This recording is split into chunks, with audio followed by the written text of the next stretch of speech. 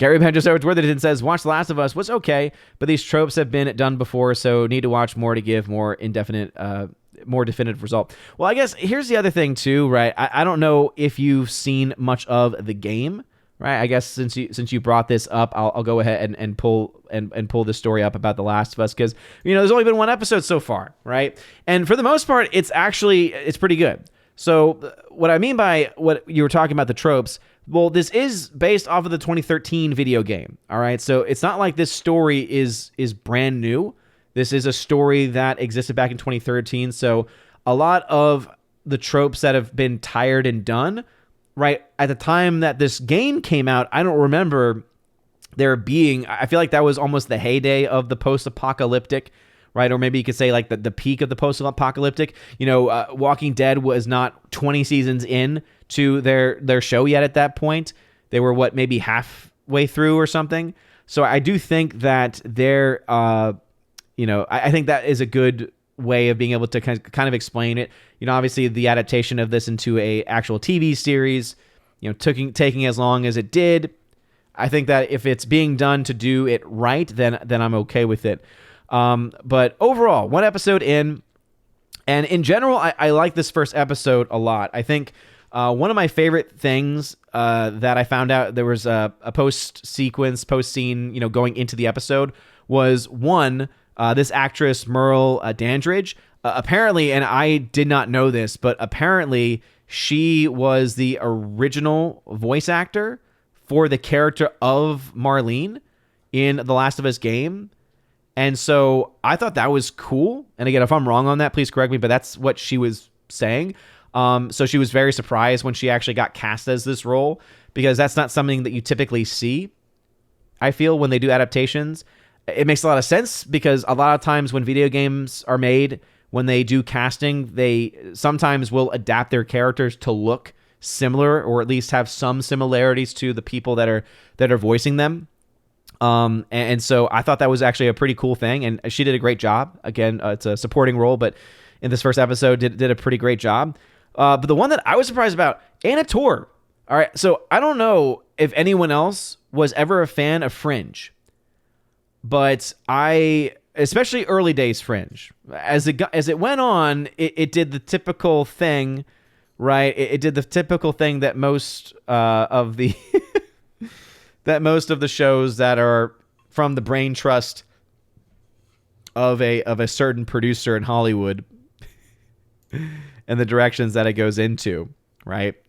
Oh my goodness. I think I've blanked him out of his mind. Yeah, J.J. Abrams. So created by J.J. Abrams, Alex Kurtzman, and Robert Orci. So some famous names there. But I was very surprised to see her in the show. I didn't really look a lot into the trailers or anything like that. I kind of wanted to go in as blind as I could to the show. I've seen the game. I've watched the gameplay. I think that was back when PewDiePie was still doing gameplay, and so I want to say I watched the entire game through his eyes, and it was just a very good game, very well written story. There were then some like add-ons, like some of those additional stories, right, that they add on over time that kind of went a little bit in some weird directions, especially with the character of Ellie. And obviously all of us know the fate of The Last of Us Part 2. But anyway, I digress. Anna Torv, though, seeing her in the show made me very happy, because I actually really loved her as the role of Olivia Dunham in Fringe. I thought that she did such a great job of that role. And it took me a second to recognize her, because when you first see her, she's been beaten up. And so she has like the makeup on of someone who has a black eye. And it was just, again, I was looking at her saying, she looks very familiar, but there's something not quite right. And how they were able to make her ugly like that, kudos to the makeup team, seriously, because it was, again, only half of her face was I able to see somewhat and recognize somewhat her person, her as a person. But she's great. I think that she's a fantastic actress, and so really glad to see her that she's in the show. Gabriel Luna's in the show. I thought that he, again, supporting role, was doing okay. Pedro Pascal, the dude is a tool. All right, let's just be straight up about this. All right, Pedro Pascal is a tool in real life. However, I can separate art from the artist in most occasions. I like this dude on screen. I like Pedro Pascal on screen, you know, and that's why it makes me so sad when you look and see what he's like in real life, because, you know, obviously that I think is a case often in Hollywood, even before all the woke stuff.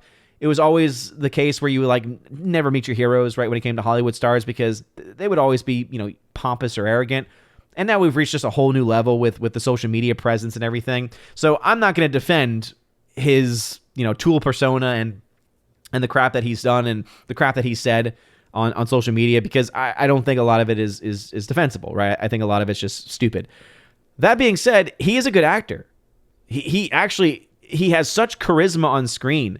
And I remember from the very beginning when I first saw him as Oberyn Martell in as it says, the fourth season of Game of Thrones.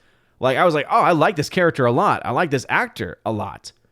And when he was cast as Joel, when I saw some of the initial images, I said, okay, no, this guy's pulling off Joel. This guy's pulling it off. And sure enough, he is doing a great job. So really like just the nuance to the performance that he brings.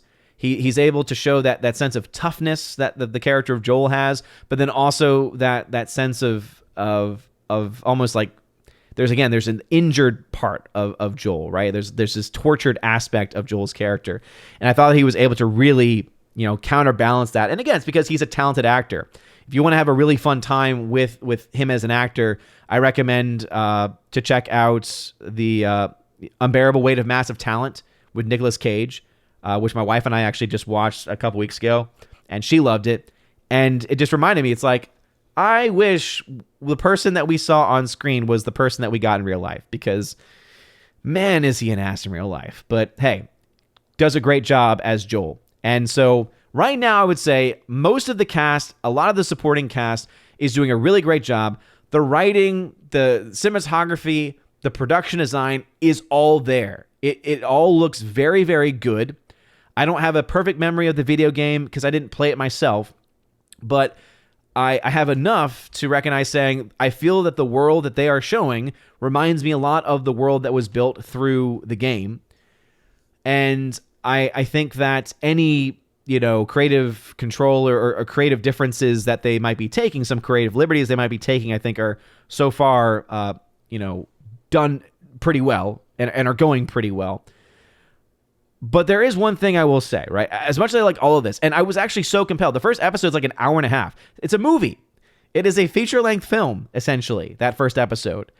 And it is done incredibly well. Very, very well.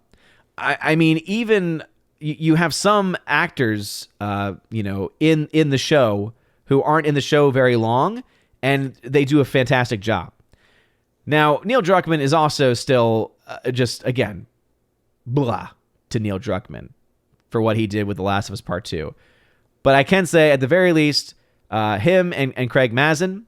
So this is a guy who was best known for creating Chernobyl. So I think that that's probably what's helping to maybe tame the Neil Druckmann. If Neil Druckmann was the full control, right, was the full showrunner of this show, I don't know if it would have been nearly as polished and nearly as solid as it has been. But Craig Mazin is doing a great job, I think, kind of helping to, you know, getting the story from Neil Druckmann, the original story from 2013, and then being able to adapt it. I think he's doing that a great job. But I am not sold on Bella Ramsey. I thought Bella Ramsey did a great job as Lyanna Mormont in the Game of Thrones series. I thought that she was a lot of fun in that character, that she really won a lot of hearts in that role. And I thought that it was a really fun character in Game of Thrones. But one, based on the very limited knowledge I have of the character of Ellie, right, from just watching the gameplay of PewDiePie and a couple others, I just don't feel like she fits the role. I don't think that she really fits the part. I think that it'll be interesting to see how the relationship and how the chemistry between her and Pedro Pascal work, right? How Ellie and Joel's relationship starts to develop over the course of the show, as that is the major part of the game. If that is then able to maybe start to show a little bit more of the range of this actress, Isabella May. But yeah, that's like my biggest critique of it. I would say at this point is, one, I'm not really sold on Bella Ramsey as the role of Ellie. I just don't think it's really selling it at this point. For me at least, I just don't feel it. And then also in the very beginning, it opens up with this conference from 1968, this like talk show from 1968, where they're talking about the potential future of viral outbreaks. And obviously within the time frame that we're in, right, in the post-COVID world, you're listening to it and think to yourself, okay, was some of this influenced by COVID when they're talking about, again, the viral outbreaks? And then it goes into the main, crux of the game and main crux of the story, which is focused more on like a fungal outbreak. But there was a part of it, and this is something where I don't remember if it was, again, this could be in the video game. I don't know. It could be in the video game. I don't remember this part, but it could be. And essentially, it goes about to say, well, there are certain types of fungi that can, take control of the organism, essentially. But it can't actually cross over into humans because there's like a temperature limit. And the only way that can change is if our temperature increases. So I was like, okay, a little bit of the global warming stuff in there, saying, okay, so basically, are you saying that global warming is what led to is what led to this fungus being able to take over? It's really not spoiling much of anything. This is kind of like this is like the basic plot of the entire game and show. So I don't really feel like it's diving into any real major spoilers at this point, especially one episode in. But that again was a little bit on the nose for me. And again, if it was in the game, okay, I would still have a problem with it in the game's context because I hate that narrative, especially when it's set in 1968. It's like, wait a minute, wasn't the big thing back then about global cooling? So anyway, all that being said, first episode was pretty solid. Other than that beginning scene where I was like, I like the dialogue about the differences between viruses and funguses and things like that, and fungi rather. But that one comment about global warming was a little bit, And then also Bella Ramsey, again, I'm not really sold on her as the character of Ellie at this point. So those are my initial thoughts on the show. Everything else is great though. So I'm absolutely open to watching the rest of it.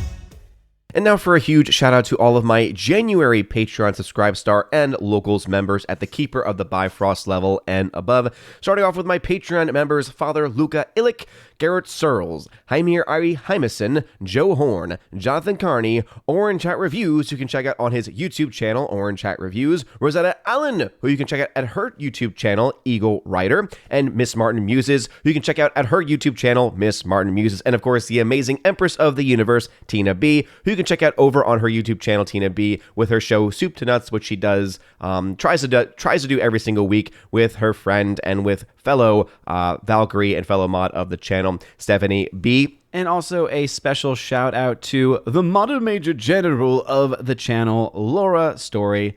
Thank you again for joining. And of course, I do want to give a special shout out to Tina B and make sure that everyone knows that our prayers are being extended towards her as she continues to recover from complications that have occurred recently with her medically and has resulted in a loss of eyesight, or at the very least of more clear eyesight. So to continue to offer our prayers for her. Also a shout out to my Subscribe Star peeps, Matt317, who you can check out on his Twitch channel by the same name, The R, Fast Reaction, Mr. Roy, J-Rod the Beer Guru, and the K-Man, who you can check out over at xtheboundaries.co. And lastly, to my Locals members, Miss Minnesota Hockey Fan, How About a Hockey Player, J.H. Schwalbach, Brett D90, and the amazing lawyer